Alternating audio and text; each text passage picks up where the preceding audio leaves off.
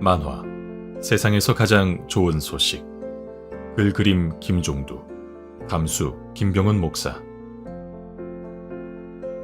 광활한 우주와 아름다운 지구와 모든 피조물을 지으신 하나님이 사람과 한 가지 약속을 하셨어요. 동산 각종 나무의 열매는 내가 의미로 먹되 선악을 알게 하는 나무의 열매는 먹지 말라. 내가 먹는 날에는 반드시 죽으리라. 하나님이 선악과를 먹지 말라고 하신 이유는 그 명령을 지킴으로 하나님을 하나님으로 인정하라는 것이었어요. 이 약속을 믿고 순종하면 영생을 얻고 불순종하면 죽음에 이른다는 것이 약속의 내용이에요. 인류의 대표인 아담과 하와는 어떻게 반응했을까요? 하나님께서 금지한 열매를 따먹음으로 하나님을 부인하고 하나님의 말씀에 불순종했어요. 예쁘다. 맛있겠다. 성경은 하나님의 말씀에 불순종한 것을 죄라고 말해요. 죄는 아담의 후손들에게 그대로 전해졌어요. 하나님을 떠나 죄 가운데 사는 사람들은 점점 교만해졌어요. 내 마음대로 살 거야. 건들지 마. 사람들은 하나님을 떠나 자기 마음대로 살았어요. 하나님 없이도 난 행복할 수 있다. 피조물인 인간이 창조주 하나님을 떠나자 남은 것은 걱정과 근심과 두려움뿐이었어요. 내 속에 내가 너무도 많아. 사람은 일생 동안 욕망을 쫓아 살다가 늙고 병들어 허무하게 죽게 되었어요. 이것이 인생이란 말인가?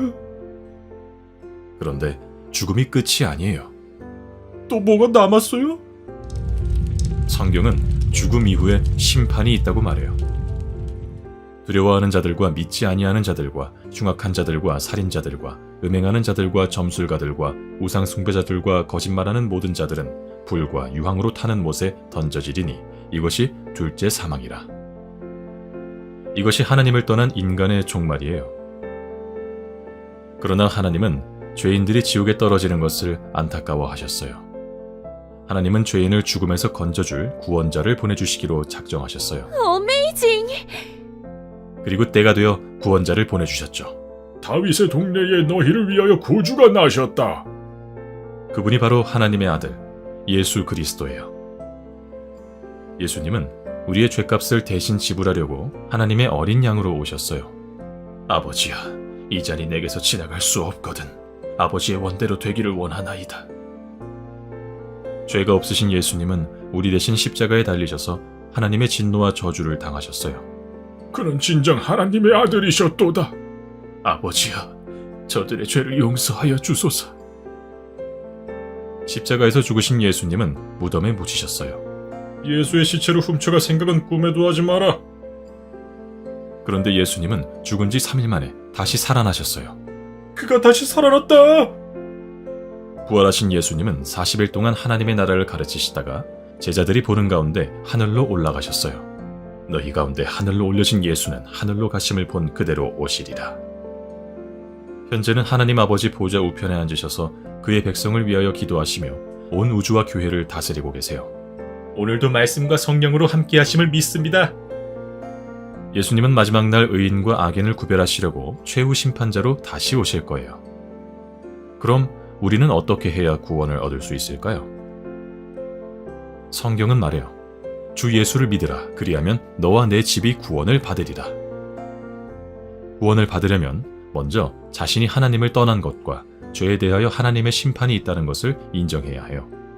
주님, 저는 죄인입니다. 저의 죄를 용서해 주세요. 아들을 믿는 자에게는 영생이 있고 아들에게 순종하지 아니하는 자는 영생을 보지 못하고 도리어 하나님의 진노가 그 위에 머물러 있느니라. 하나님의 진노에서 구원받아 영생에 이르는 길은 예수 그리스도를 믿는 것밖에 없음을 믿고 입으로 시인해야 해요. 나를 위해 대신 죽으시고 살아나신 예수님이 나의 구원주이십니다. 그러나 이런 사실은 사람의 이성으로는 알 수 없어요. 도무지 믿어지지가 않아. 이성으로 믿어지지 않아도 하나님의 약속을 굳게 믿고 구원받기를 간절히 바라야 해요. 주님, 저는 구원받기 원합니다. 저에게 믿음을 주십시오. 그럼 우리가 예수님을 믿으면 어떤 놀라운 일이 일어날까요? 하나님이 과거에서 현재 미래의 죄까지 깨끗이 용서해 주셔요. 예수님이 죄값을 완전하게 지불해 주셨잖아요. 뿐만 아니라 우리를 하나님 앞에서 의롭다고 인정해 주시고 영생의 상속자가 되게 하셔요. 이것이 하나님의 자녀가 된 특권이다. 구원받은 백성이 되었기에 더 이상 불안과 두려움에 시달리지 않아요. 내게 강 같은 평화가 넘쳐요. 악한 습성들이 시들어가고 점점 선한 모습이 살아나요. 죽는 순간까지 하나님의 지극하신 보호를 받아요. 감사합니다, 주님. 하나님의 자녀가 죽게 되면 몸은 흙으로 돌아가고 영혼은 즉시 낙원에 이르게 돼요. 우린 죽음이 두렵지 않아요. 우리 몸은 그리스도께서 다시 오실 때 부활하게 돼요. 주님, 어서 오세요. 주님만이 우리의 소망입니다. 주님 오시는 날에 공개적으로 무죄 선고를 받고 의인으로 선포되며 새하늘 새 땅에 들어가 하나님 아버지를 뵙고 크게 즐거워하며 영원한 복락을 누리게 돼요. 생각만 해도 가슴이 벅차요. 그럼 예수님을 믿지 않는 자들은 어떻게 될까요? 죽으면 그것으로 끝나는 거 아니야? 성경은 믿지 않는 자들의 몸은 흙으로 돌아가지만 영혼은 즉시 음부에 들어간다고 말해요. 진짜 웃긴다. 21세기에 그걸 누가 믿냐? 믿기지 않겠지만 성경은 음부와 지옥이 있다고 분명히 말해요. 이게 사실이라면 예수님이 재림하실 때 믿지 않는 자의 몸도 부활하여 공개적으로 정죄를 당하고 몸과 영혼이 함께 지옥에 떨어져 영원히 고통당하게 돼요. 지금까지 설명한 것이 성경이 말하는 진리예요. 지금 당신은 어떻게 하겠습니까? 예수님의 복음을 받아들일 것입니까? 아니면 거부할 것입니까? 만약 하나님의 자녀가 되기 원한다면 하나님께 기도하세요. 하나님은 회개하고 예수님을 믿는 자에게 반드시 구원의 은혜를 주십니다. 예수님을 믿기 원하시나요? 그렇다면 어디서 도움을 받아야 할까요? 어린아이에게 어머니가 필요한 것처럼 하나님께서 예수님을 믿는 사람들을 위해 이 땅에 교회를 세우셨어요. 굳이 교회에 나가야 되느냐고 묻는 사람들이 있어요. 인터넷에서 설교 듣고 혼자 믿으면 안 되나요? 믿음 생활은 혼자서 할 수 있는 것이 아니에요. 형제 자매들이 함께 모여 하나님께 예배를 드리고 교제를 나누어야 믿음이 자라가는 거예요. 그것을 성도의 교제라고 하죠. 믿는 자들은 천국 가는 그날까지 하나님을 사랑하고 이웃을 사랑하며 정직하고 성실하게 살아가야 해요. 우리는 세상의 빛이다. 이것이 천국을 소망하며 살아가는 믿는 자의 삶이에요. 새 계명을 너희에게 주노니 서로 사랑하라. 내가 너희를 사랑한 것 같이 너희도 서로 사랑하라. 예수님을 믿기로 결심했다면 이렇게 기도해 보세요.